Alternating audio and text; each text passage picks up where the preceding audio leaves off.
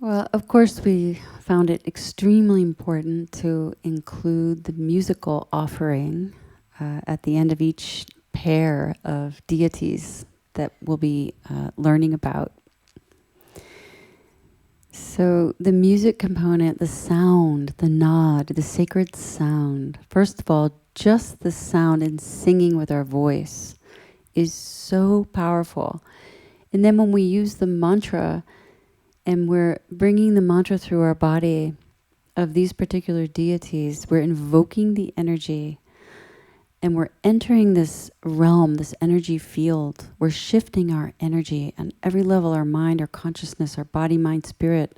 We're offering. This is an offering that we do when we sing. And really the singing portion in most of these traditions falls under the title of bhakti yoga.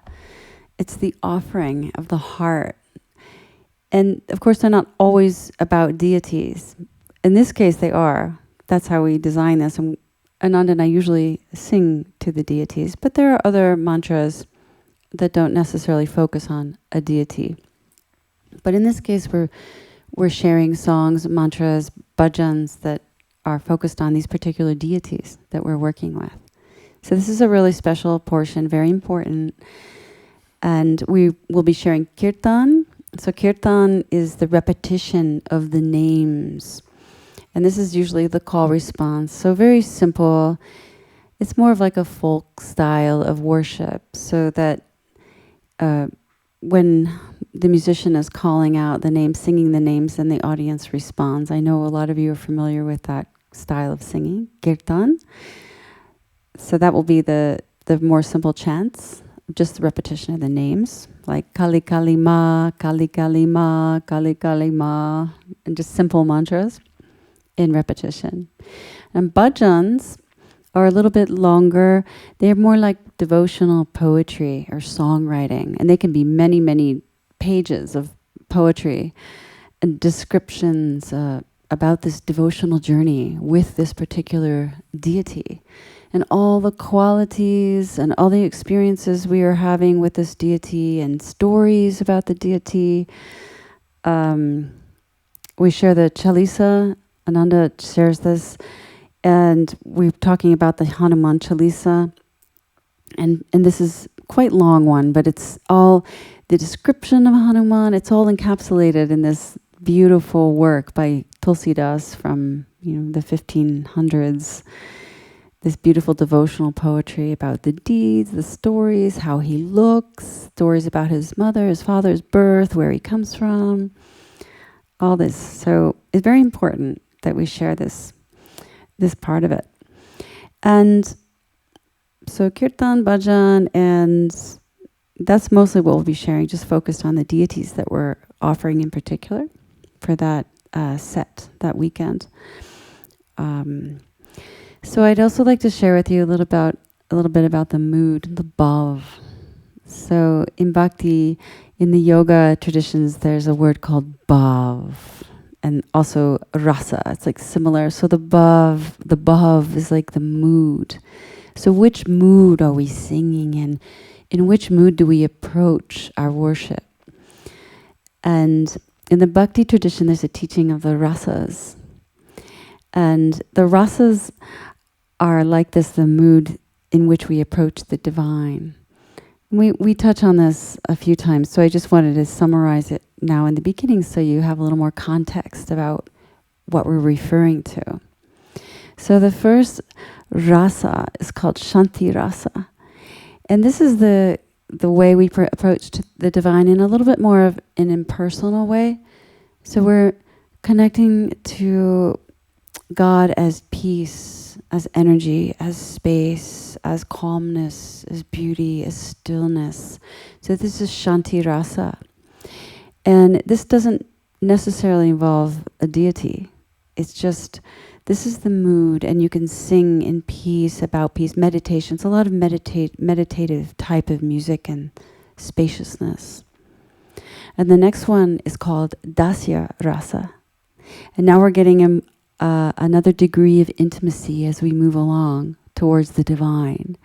So Dacia Rasa is a bit in the mode of Hanuman.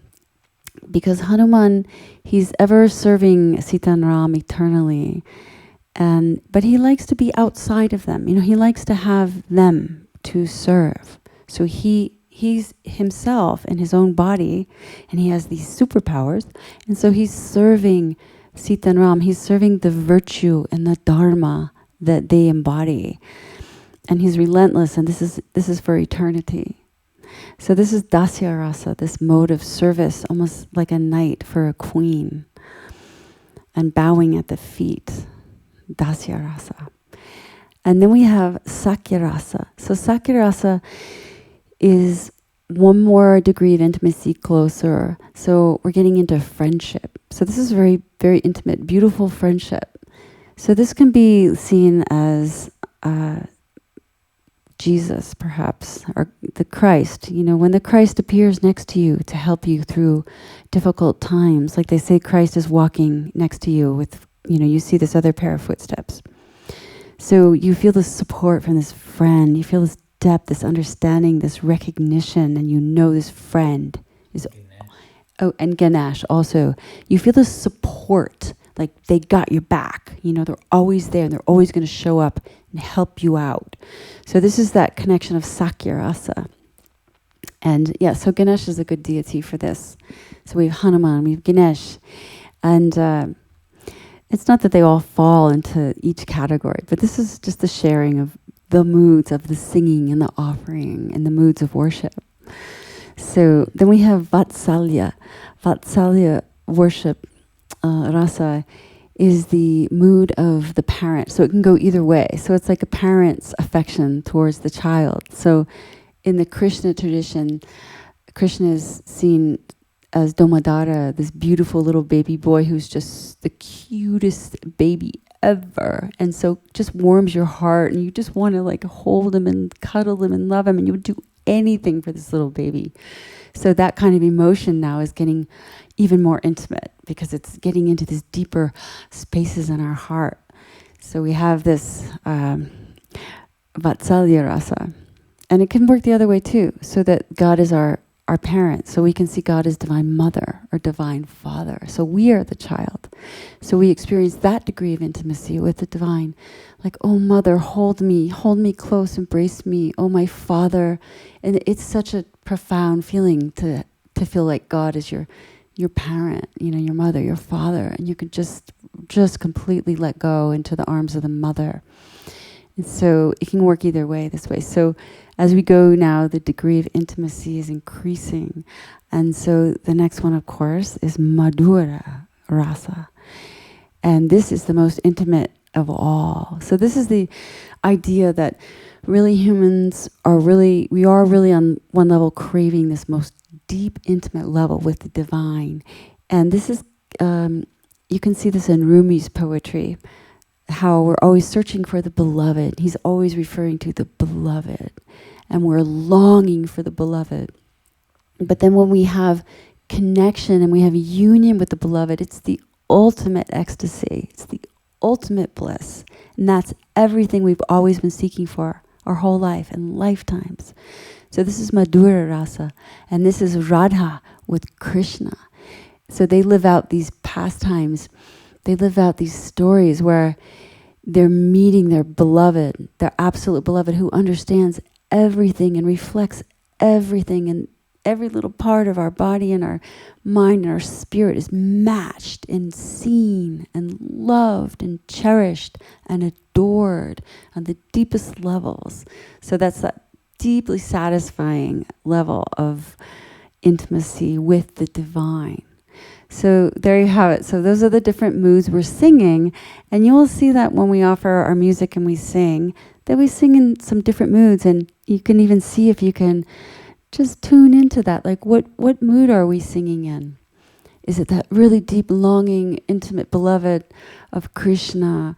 Or is it more of that, like, that feeling of dharmic duty and purpose and service, and so deep that this is our purpose and connection with that, the depth of and power of that in our life.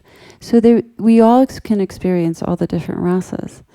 And that's the beauty of life, and that's the beauty of these teachings, is that we learn more about them. We learn how to articulate and understand, our moods and our relationship with the divine in our own experience, our own lives, and how this extends and expands, and we can see this, how it manifests in the deities.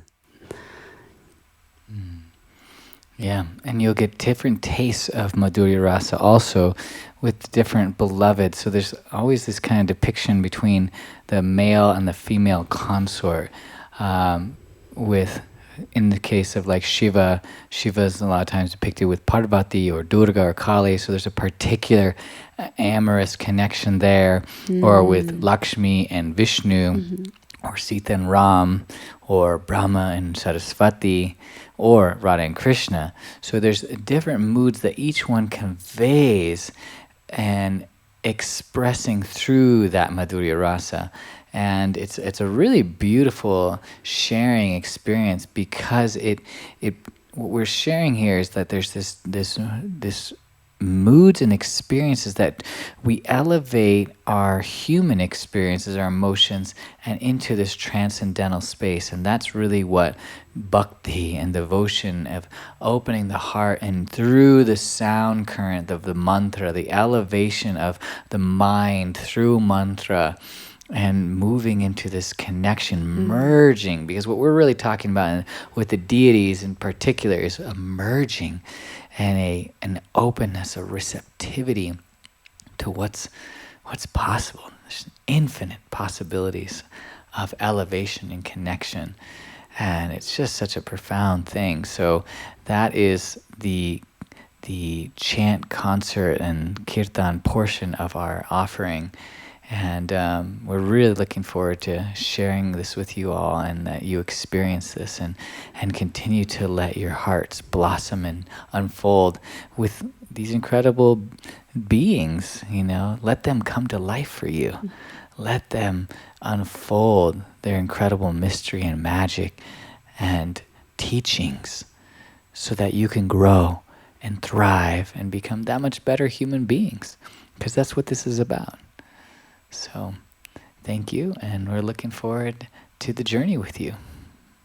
Namaste.